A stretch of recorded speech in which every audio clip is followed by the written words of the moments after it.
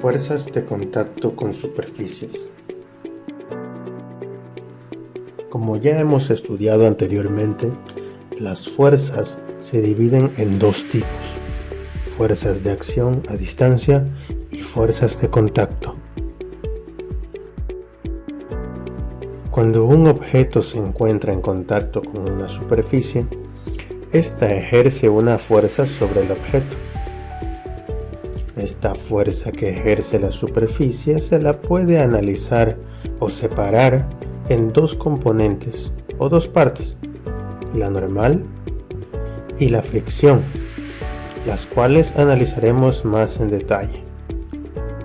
Es importante recalcar que, aunque son dos fuerzas que estudiaremos por separado, realmente existe una sola fuerza de contacto entre el objeto y la superficie, que corresponde a la suma vectorial de la fuerza de fricción y la normal.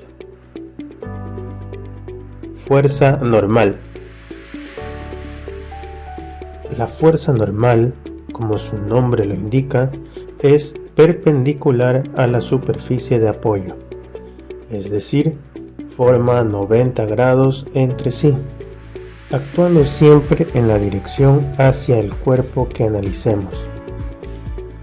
Esta fuerza solo aparece cuando el objeto está en contacto con una superficie. Si un cuerpo estuviera en caída libre, por ejemplo, no experimenta fuerza normal, pero sí el peso que lo acelera hacia el centro de la Tierra, producido por el campo gravitacional del planeta. La fuerza normal puede tomar distintos valores dependiendo de cómo interactúa el cuerpo con las demás fuerzas en su entorno y el estado de movimiento en que se encuentre.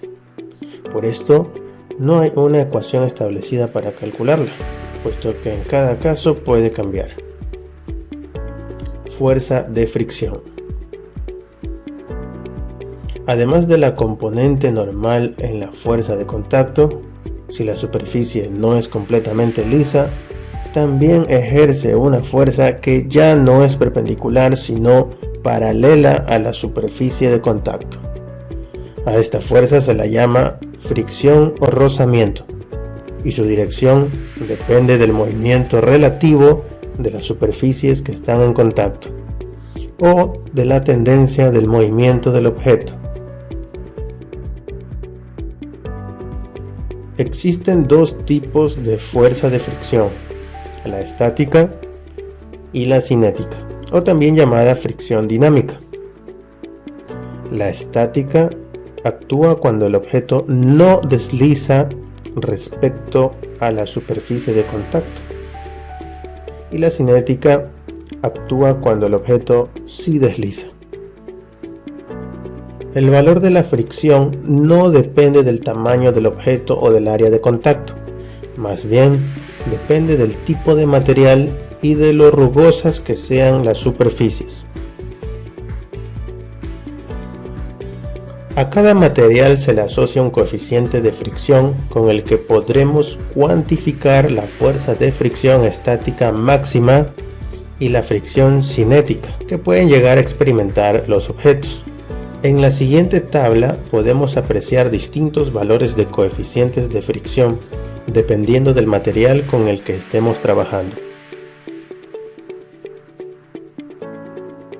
Se puede observar que para un mismo material el coeficiente de fricción estático es mayor o igual que el cinético. Estos coeficientes son medidas empíricas, es decir, deben medirse experimentalmente y no se pueden encontrar a través de cálculos teóricos. Fuerza de fricción estática. Una de las principales características de la fricción estática es que es variable, puesto que se va ajustando según lo que se requiera para que el objeto permanezca en reposo. Por ejemplo, imaginemos un bloque en reposo sobre una superficie rugosa. Si hacemos el diagrama de cuerpo libre del bloque, podemos ver que sobre este está actuando la fuerza normal y el peso del objeto. Si ejercemos una fuerza hacia la derecha y no logramos hacer que el objeto salga del reposo, esto significa que debe existir una fuerza de igual magnitud pero en dirección contraria que impide que el bloque se acelere. Esta es la fuerza de fricción estática. Si hacemos varios intentos aumentando la fuerza aplicada sin conseguir acelerar el bloque, podemos darnos cuenta de que la fuerza de fricción estática toma diferentes valores, dependiendo de la fuerza que apliquemos. Mientras sigamos aumentando esta fuerza, llegará el valor en el cual el bloque estará a punto de salir del reposo. A esta fuerza se la conoce como fricción estática máxima, puesto que es el mayor valor posible para que siga en reposo. La fuerza de fricción estática máxima y la normal están relacionadas de manera directa, por lo que a mayor fuerza normal, la fricción estática máxima será mayor.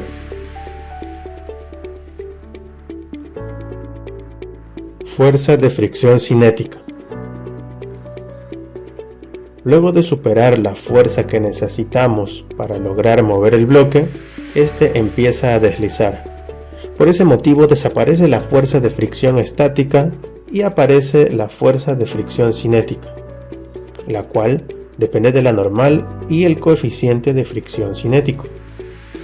Y a diferencia de la estática, es constante, es decir, no importa la fuerza que estemos aplicando o la velocidad del objeto o la aceleración que adquiera, siempre que el objeto se esté moviendo con respecto a la superficie de contacto, la fuerza de fricción cinética tendrá el mismo valor.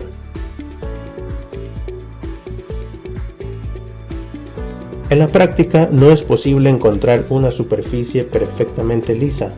Sin embargo, en muchos escenarios, para facilitar los cálculos, se considerarán condiciones ideales, es decir, se asume que la fricción no existe o es tan pequeña que se puede despreciar.